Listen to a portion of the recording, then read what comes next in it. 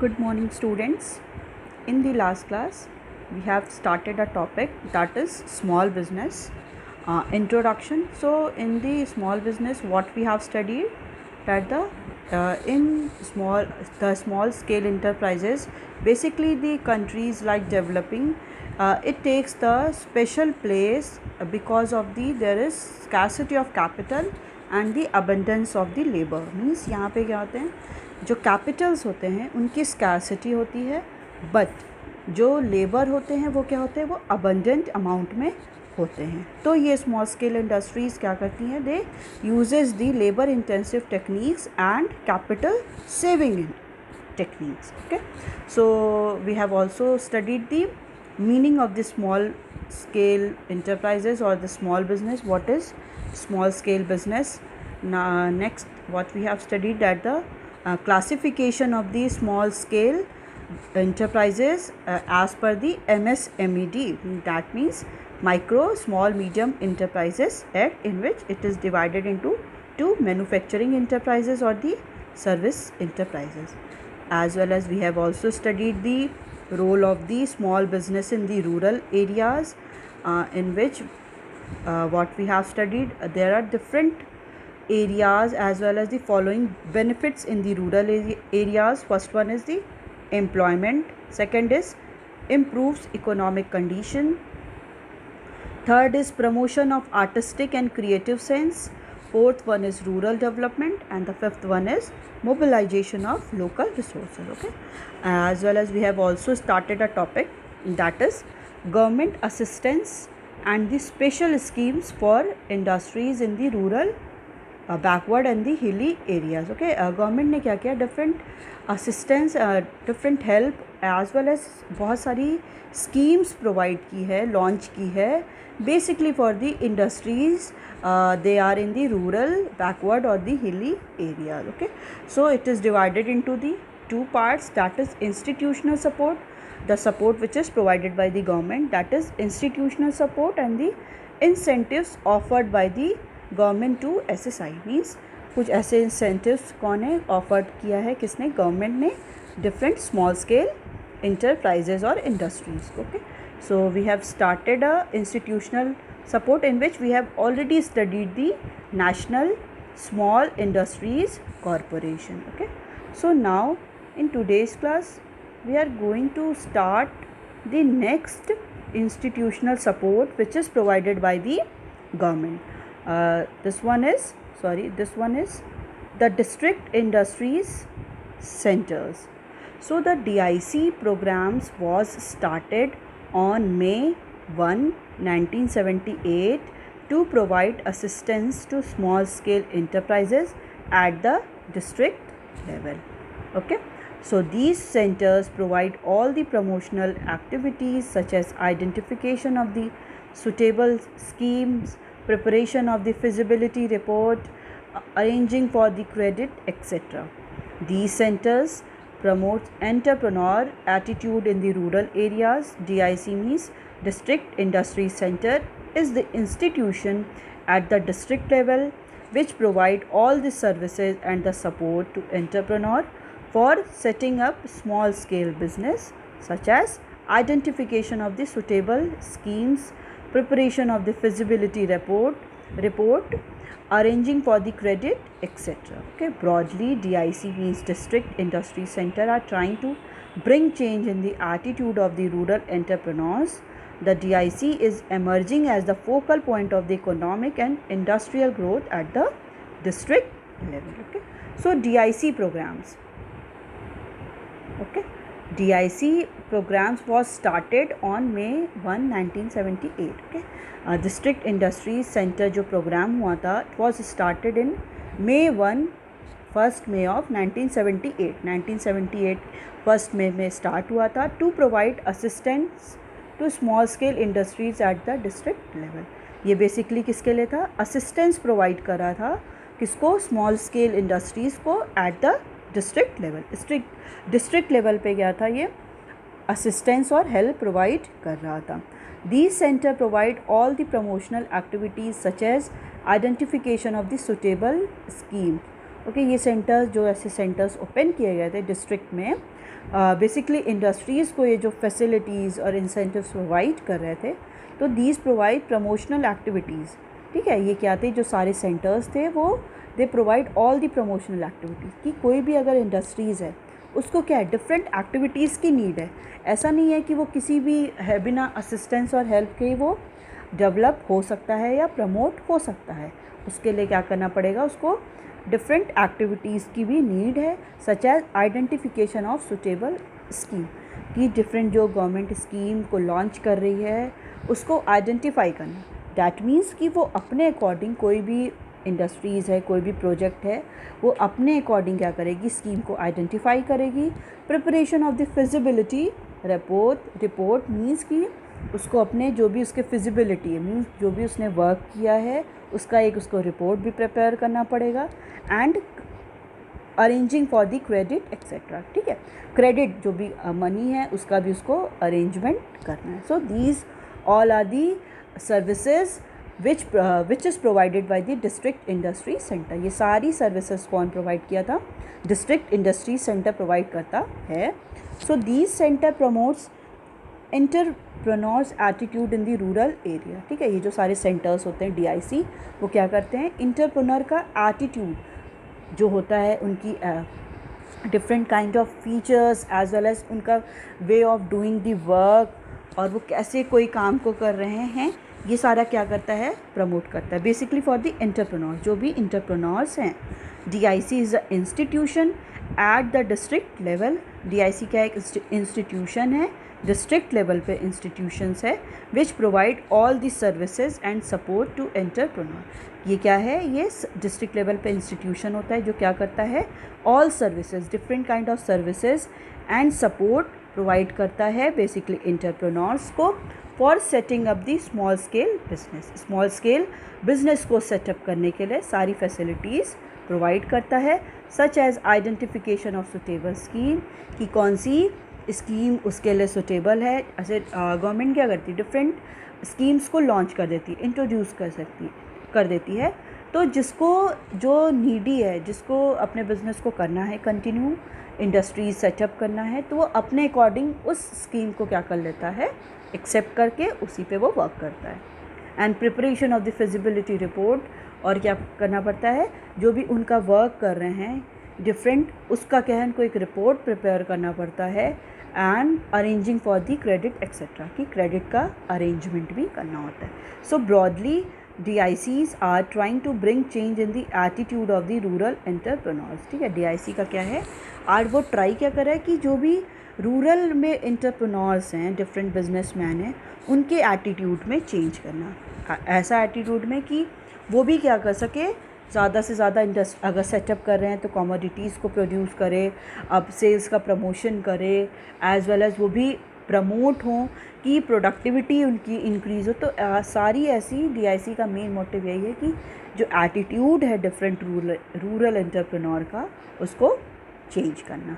So the DIC is the emerging as the focal point for economic and industrial growth at the district level. ठीक है, DIC का क्या है, emerging, एक emerge कर रहा है, मीन्स राइज कर रहा है, कैसे, एज द फोकल पॉइंट, मतलब बहुत ज़्यादा फोकस्ड पॉइंट है for the economic and industrial growth at the district level. ठीक है, डिस्ट्रिक्ट लेवल पे क्या है, ये बहुत मेन इंपॉर्टेंट फोकल पॉइंट है, लोग मतलब सेंटर ऑफ अट्रैक्शन है for the economic and industrial growth. Economic और इंडस्ट्रियल ग्रोथ के लिए DICs क्या है, बहुत ज़्यादा इम्पॉर्टेंट रोल प्ले कर रहा है। Okay, so the next one and the last topic of this chapter, okay, from this topic the chapter 8 will be completed.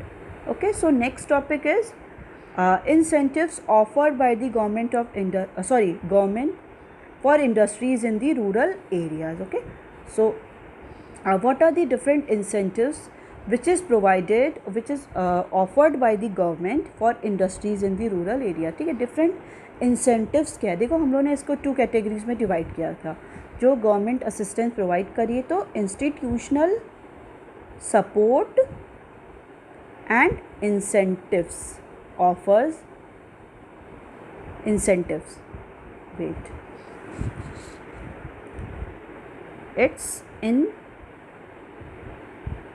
incentive, okay, which is offered by the government. Okay, so institutional support we have already completed. So next topic is incentives which is offered by the government. Government क्या करती है, offer करती है for the industries के लिए in the rural areas, जो भी क्या है रूरल एरियाज़ में इंडस्ट्रीज़ हैं.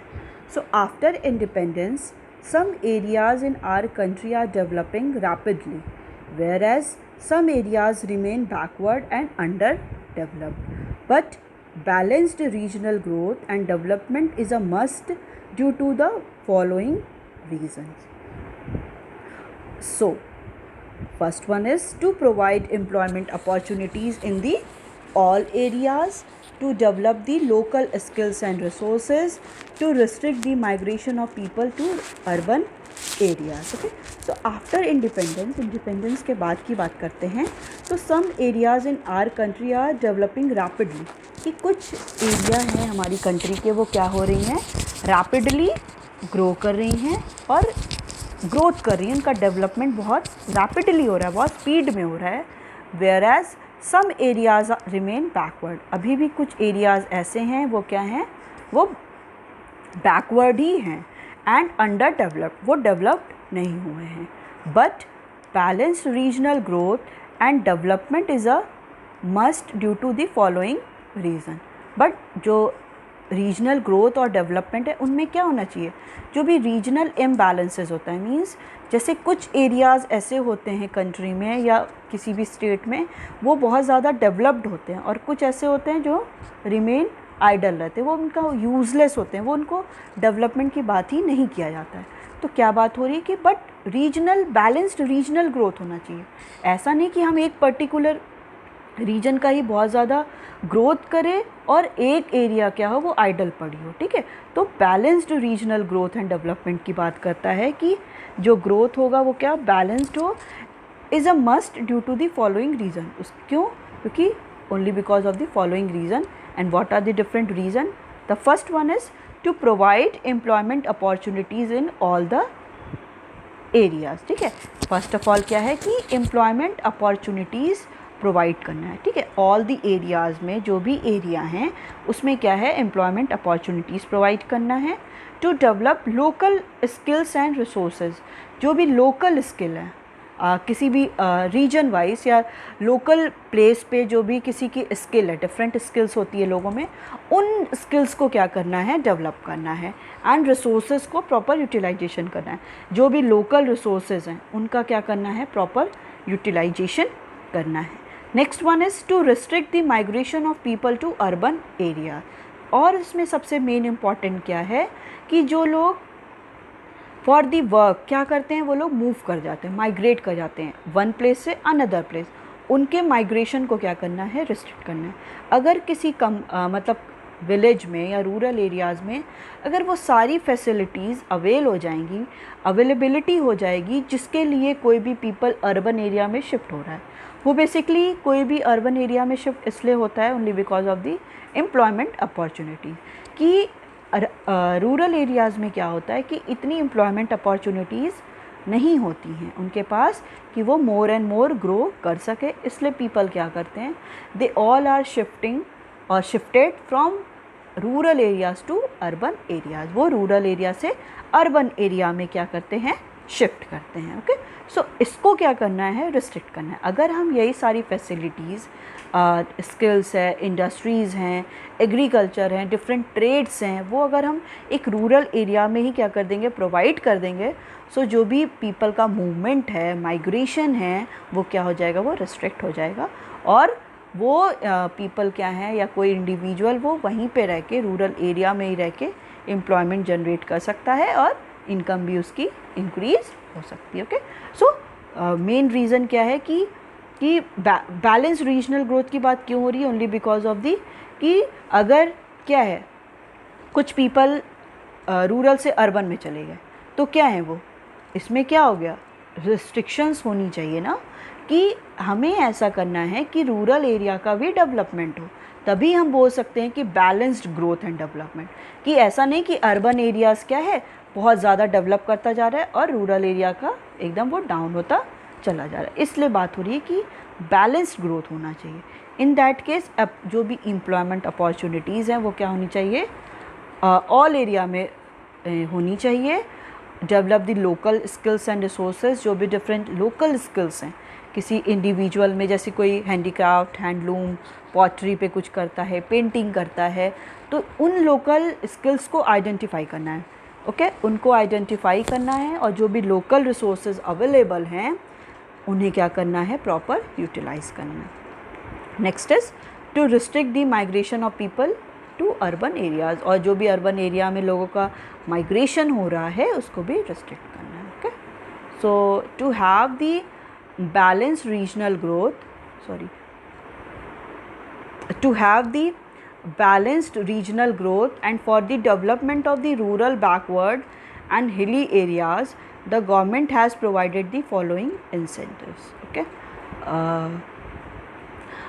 to have a balanced regional growth means balanced regional growth के लिए क्या करना है, and for the development of the rural backward and hilly areas, और किसके डेवलपमेंट के लिए, रूरल बैकवर्ड, जो भी रूरल एरिया में बैकवर्ड एरिया है और हिली एरियाज़ है जहाँ पे इतना डेवलपमेंट नहीं हो रहा है, तो government has provided the following incentives. Government को क्या करना चाहिए, कुछ इंसेंटिव्स क्या करने चाहिए, प्रोवाइड उस एरिया में भी करने चाहिए।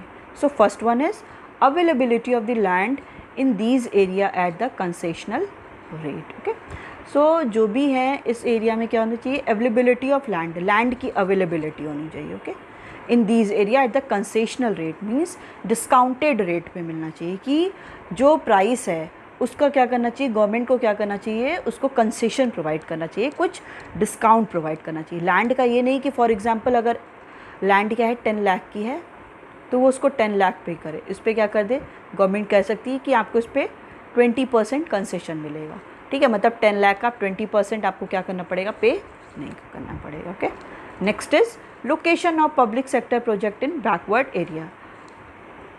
सबसे पहले गवर्नमेंट को क्या करना चाहिए, ऐसे भी प्रोजेक्ट लेने चाहिए जो बैकवर्ड एरिया में भी वर्क करें। ठीक है, पब्लिक सेक्टर जो भी प्रोजेक्ट है, पब्लिक से मतलब गवर्नमेंट से रिलेटेड जो भी प्रोजेक्ट हैं वो बैकवर्ड एरिया में भी करे। ऐसा नहीं कि वो बस बेसिकली वो ऐसे एरिया को ही करे जो बहुत पॉश एरिया हो, ऐसा नहीं, वो बैकवर्ड एरिया, क्योंकि हम लोग यहाँ पे बात कर रहे हैं बैलेंस्ड ग्रोथ एंड डेवलपमेंट की, बैलेंस्ड ग्रोथ और डेवलपमेंट की बात कर रहे हैं, इसलिए हम लोग कोई भी एक साइड, एक भी कोना हम लोग छोड़ नहीं सकते कि हम ये बोल दें कि ये इंडिया का पार्ट नहीं है तो हम इसको स्किप कर देते हैं। नहीं, बैलेंस की बात कर रहे हैं तो गवर्नमेंट को क्या करना चाहिए कि पब्लिक सेक्टर जो प्रोजेक्ट हैं वो बैकवर्ड एरियाज़ में भी ओपन करना चाहिए। Third one is establishment of industrial estates in the backward areas. ठीक है, डिफरेंट इंडस्ट्रियल इस्टेट्स जो होते हैं कि जो बिल्डिंग्स का काम करते हैं और डिफरेंट काइंड ऑफ जो प्रोजेक्ट लेते हैं वो क्या होने चाहिए, वैसे स्टेट्स क्या हैं बैकवर्ड एरिया में भी होनी चाहिए। जो बिल्डिंग्स बनती हैं ये सारे रियल इस्टेट्स के वर्क होते हैं ना, जो उसमें लोग लगे रहते हैं, तो ऐसे वर्क्स क्या हैं बेसिकली बैकवर्ड एरिया में भी काम होनी चाहिए। कि बिल्डिंग का कंस्ट्रक्शन हो रहा है, वो कोई अपने में अंडर ले ले, गवर्नमेंट अंडर में ले ले, और उस पर क्या होगा, एम्प्लॉयमेंट अपॉर्चुनिटीज़ भी जनरेट होंगी। ठीक है, next one is development of infrastructural facilities such as transport, banking, power supply etcetera. Okay, और गवर्नमेंट को क्या करना चाहिए, ऐसे इंसेंटिव्स भी प्रोवाइड करना चाहिए जिसमें क्या हो, इंफ्रास्ट्रक्चरल फैसिलिटीज़ भी डेवलपमेंट हो। डेवलपमेंट किसका होना चाहिए, जो डिफरेंट इंफ्रास्ट्रक्चरल फैसिलिटीज़ होती हैं, लाइक ट्रांसपोर्टेशन होना चाहिए, बैंकिंग सर्विसेज, बैंकिंग की फैसिलिटीज़ हो, मींस ट्रांसपोर्टेशन का मींस कि डिफरेंट ट्रांसपोर्टेशन के जो भी होते हैं ना रिसोर्स, उसके थ्रू मींस ट्रेन, रोड्स के थ्रू ये सारी फैसिलिटी भी प्रोवाइड हो, सो डैट जैसे क्या हो, कुछ भी वहाँ पे प्रोड्यूस हुआ हो वो क्या कर सकते हैं, उसको मार्केट तक पहुँचा सकते हैं। बैंकिंग फैसिलिटी होनी चाहिए, मींस अगर किसी भी इंडिविजुअल को अपने स्टार्टअप को करना है, अपने बिज़नेस को स्टार्ट करना है, या उसको उस एग्जिस्टिंग बिज़नेस में, इंटरप्राइजेस में कुछ फ़ंड की ज़रूरत है for the more and more investment, वो बैंकिंग सर्विस ले सकता है, बैंक जाके फ़ंड को ले सकता है। Power supply etcetera, power supply means electricity की भी फैसिलिटीज़, ये सारी फैसिलिटीज़ क्या होनी चाहिए, गवर्नमेंट को ऑफ़र करना चाहिए। Next one is offering the tax concession two units located in the backward areas, ठीक है। टैक्स कंसेशन भी प्रोवाइड करना चाहिए बैंक को two units located in the backward areas, ठीक है। डिफरेंट टैक्स कंसेशन कैसे होना चाहिए, जो भी बैकवर्ड एरियाज़ में हैं, ठीक है। बैकवर्ड एरिया में कोई भी इंडस्ट्रीज़ ओपन हो रही हैं या कोई भी बिल्डिंग बन रही हैं, तो इस जगह पे क्या होना चाहिए, गवर्नमेंट को क्या करना चाहिए, टैक्स में कंसेशन करना चाहिए। अगर वो लोग वहाँ पे कमोडिटी प्रोड्यूस हो रही हैं या जो भी, तो अगर नॉर्मल एरियाज़ में 10% लग रहा है फॉर एग्ज़ाम्पल, तो बैकवर्ड एरिया में कोई इंडस्ट्रीज़ हैं या कोई बिल्डिंग है या कुछ कमोडिटी प्रोड्यूस हो रही है, तो गवर्नमेंट को क्या करना चाहिए, ये टैक्स को रिड्यूस करके 8% या 6%, it is up to the government की गवर्नमेंट को क्या करना चाहिए, टैक्स क्या है, कंसेशन प्रोवाइड करना चाहिए to the units. Units means different industries located in the backward area, ठीक है। अगर वो कुछ भी प्रोड्यूस कर रही हैं, उनका जो भी प्रॉफिट हो रहा है, प्रॉफिट अगर उनका 40 लाख का हो रहा है, तो इस पे गवर्नमेंट क्या कर सकती है कि इस पे क्या होता है, इस 40 लाख पे जो भी इनकम होती है उस पर टैक्स पे करना पड़ता है, ठीक है। हर एक को टैक्स पे करना एकदम मैंडेटरी है। ये टैक्स किसके पास जाता है, गवर्नमेंट के पास।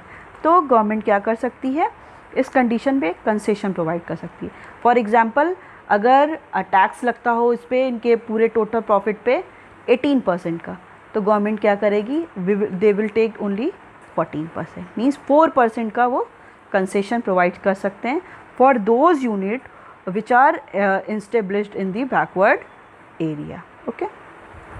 So next one is finance at the concessional rate to industry to set up in these areas, ठीक है। जो भी फाइनेंस की फैसिलिटीज़ हैं, अब कोई भी फाइनेंस लेता है, मतलब कोई भी फंड लेता है, तो उसको क्या करना पड़ता है, उस पर भी लोन पे, कोई भी लोन लेगा तो उस पर भी टैक्स रेट ऑफ इंटरेस्ट होता है, इंटरेस्ट उस पर पे करना पड़ता है, ठीक है।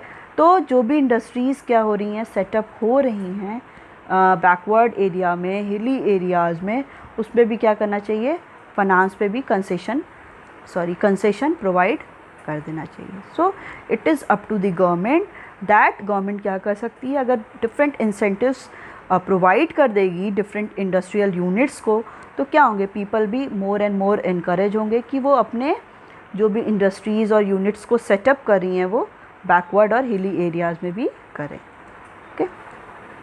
Now the next one is granting subsidies from time to times, okay. और गवर्नमेंट क्या कर सकती है कि subsidies means it is the financial assistance, financial help which is provided by the government to the people, okay. Government क्या करती है, financial assistance means अगर कोई भी इनपुट्स मीन्स रॉ मटेरियल अगर वो कोई परचेस कर रहा है, वो कितने का है, 2000 का है, तो गवर्नमेंट क्या करेगी, इस पर सब्सिडीज़ प्रोवाइड कर देगी, तो यही आपको 1600 में मिलेगा, तो 400 का आपको क्या हो गया, प्रॉफिट हो गया। तो ये क्या है, ये गवर्नमेंट अपनी ओर से बेयर करती है। इट इज़ ओनली बिकॉज कि लोग क्या हो, प्रमोट हों और ज़्यादा से ज़्यादा वर्क करें, इंडस्ट्रीज़ डेवलप करें, ग्रोथ करें, कंट्री का डेवलपमेंट करें। तो ये सारा क्या है कि बेसिकली गवर्नमेंट का क्या है, सब्सिडीज़, गवर्नमेंट भी सब्सिडीज़ प्रोवाइड करती है time to time government subsidies भी प्रोवाइड करती है। So some of the subsidies offered are these, or are the some subsidies which is offered by the government, that is transport subsidy, capital subsidy, infrastructure subsidy, okay. What is transport subsidy? For carrying raw materials and the finished product in these area, ठीक है। अगर subsidy provide करेगी तो वो subsidy किस पे होगी, transport पे सब्सिडी। मीन्स अगर कोई गुड क्या है, वाराणसी से आप समझ लो इलाहाबाद जा रहा है, ठीक है, उसका ट्रांसपोर्टेशन का कॉस्ट लग रहा है 5000, ठीक। तो उस 5000 में गवर्नमेंट का क्या करेगी कि सब्सिडी प्रोवाइड कर देगी, मतलब रॉ मटेरियल या कुछ भी जा रहा है, तो इस कंडीशन में किसी भी इंडिविजुअल को 3500 देना पड़ेगा, और जो 1500 हो गया उसको वो गवर्नमेंट क्या कर देगी, कंसेशन दे देगी, मीन्स फ्री कर देगी, सब्सिडी प्रोवाइड कर देगी, okay. So it is the transportation subsidy for the carrying और the raw material and finish product in this area, कि जो बेसिकली इलाहाबाद में भी ऐसे एरिया में जा रहा है, मीन्स बेसिकली उसी एरिया में देगी जो क्या हो, बैकवर्ड हो, मतलब उस एरिया का डेवलपमेंट नहीं हुआ। वाराणसी से कोई भी गुड्स क्या जा रहा है, एकदम विलेज वाले पार्ट में जा रहा है, जहाँ पे बैकवर्ड है, वहाँ पे कोई भी डेवलपमेंट हुआ ही नहीं है।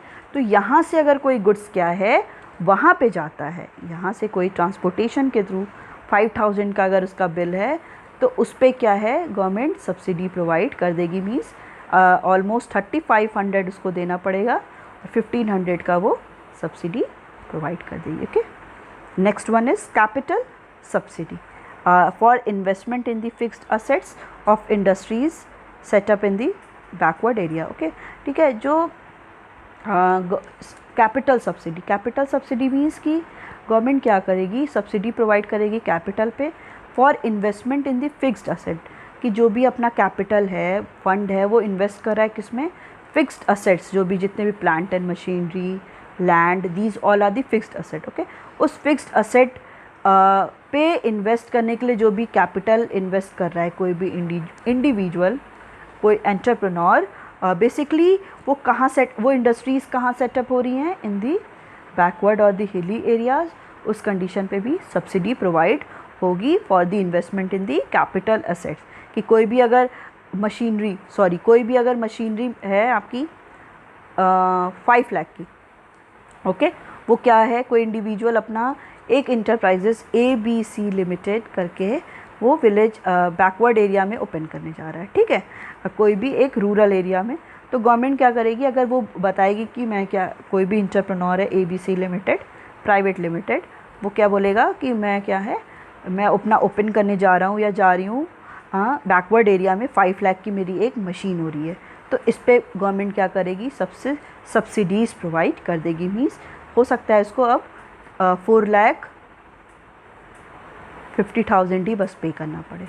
ये 50,000 का 50,000 का गवर्नमेंट क्या करेगी, उसको सब्सिडी प्रोवाइड कर देगी। ओके, 5 लाख की वो कोई मशीनरी परचेज़ करना चाह रहा था और वो बैकवर्ड एरिया में ही उस क्या कर रहा है, इंडस्ट्रीज़ को ओपन कर रहा है, in that case government will provide the subsidy. Okay, next one is infrastructure subsidy. तो the central government bears the a part of the expenses incurred on the infrastructure. जो सेंट्रल गवर्नमेंट होती है as well as state government होती है, जो भी expenses incurred हो रहा है इंफ्रास्ट्रक्चरल फैसिलिटीज़ पे, लाइक ट्रांसपोर्टेशन हो गया आपका, डिफरेंट स्कूल्स हो गए, बैंकिंग सर्विसेज हो गए, वेयर हाउसिंग हो गया, स्टोरेज फैसिलिटी हो गई, जो भी इंफ्रास्ट्रक्चर पे एक्सपेंसेस और एक्सपेंडिचर इनकर्ड होता है, गवर्नमेंट क्या करती है, उस पर भी सब्सिडी प्रोवाइड कर देती है। Okay, now the last point is special programmes for the development of the backward area have been initiated by the government. Okay, different special program has government has launched or instead introduced for the development of the backward area. Backward area के development के लिए government ने क्या किया, बहुत सारे special programs को introduce किया है, which has been initiated by the government. Okay, it has been initiated by the government. Government क्या करती है, special program बेसिकली जो भी स्मॉल स्केल बिजनेसेस हैं, जो बैकवर्ड एरिया में हैं, हिली एरियाज में, different type of assistance is provided by the government. Okay, कैसी कैसी असिस्टेंस प्रोवाइड कर सकती है गवर्नमेंट, सब्सिडी प्रोवाइड कर सकती है, finance eight the concessional rate, finance provide जो करेगी वो कंसेशनल रेट पे होगी, टैक्स पे कंसेशन होगा कि जो भी उनके प्रॉफिट पे जो टैक्स लगेगा उस पर भी कंसेशन होगा, एज वेल एज़ जो भी इंफ्रास्ट्रक्चरल फैसिलिटीज़ हैं उनका डेवलपमेंट करेगी, इस्टेब्लिशमेंट ऑफ इंडस्ट्रियल इस्टेट्स जो भी हैं, डिफरेंट बिल्डिंग्स बन रही हैं या लैंड पे जो भी बिल्डिंग्स बन रही है कोई भी, एज वेल एज़ कोई भी इससे फंक्शनिंग कर रहा है, बिल्डिंग्स, इंडस्ट्रीज़ जो भी सेटअप हो रही हैं, इंडस्ट्रीज़ जो भी, तो उस पर भी इंस्टेब्लिशमेंट के भी हेल्प करेगी। Location of the public sector project in the backward area, location show करेगी कि डिफरेंट इंसेंटिव्स की जो भी पब्लिक सेक्टर प्रोजेक्ट है बैकवर्ड एरिया पे, एज वेल एज जो भी अवेलेबिलिटी है लैंड की इन these area at the concessional rate पे क्या करेगी, प्रोवाइड करेगी। Okay, so it is your end of the chapter. So let's one time recapitulate all of things what we have studied in this chapter. So in the 8th chapter we have studied the entrepreneurship development. What is the concept of the entrepreneurship development? What is entrepreneurship? So entrepreneurship is a process which is done by the any entrepreneur to take a one result or the outcome, that is enterprises. Okay, so next we have studied the what is the need and importance of the entrepreneurship. Yes, why there is need for the entrepreneurship. Next one is the process of the entrepreneurship, in which we have studied the self discovery, identifying opportunities, generating and evaluating ideas, planning, raising startup capital, startup growth, harvest. Next topic is Startup India schemes, and what is the meaning of the startup, various schemes and ways to fund startup by the government of India. What are the different schemes? So in which we have studied no inspection, registration, income tax exemption, capital gain tax exemptions.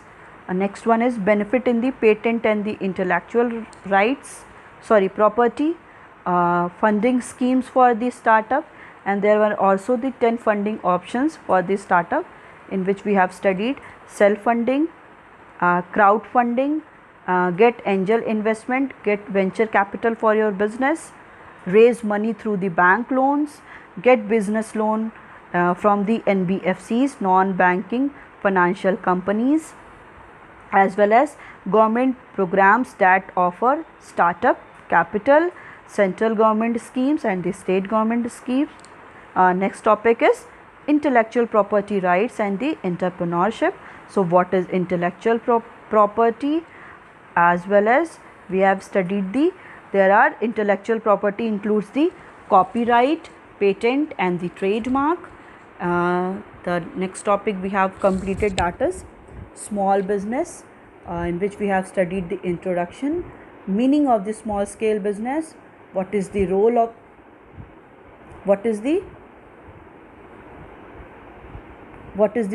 the small business in the rural Indias, the government assistance and special schemes for the industries, basically they are in rural, backward and the hilly areas, in which it has divided into two categories. First one is institutional support, in which we have studied the two support which is provided by the government, that is National Small Industries Corporation, and the next one is the district industries centers. And next topic and the last topic of this chapter is incentives offered by the government for industries in the rural area. Okay, so it's all about your chapter, as well as it's all about your today's class. We will continue further and we will come with the next topic or the next chapter in the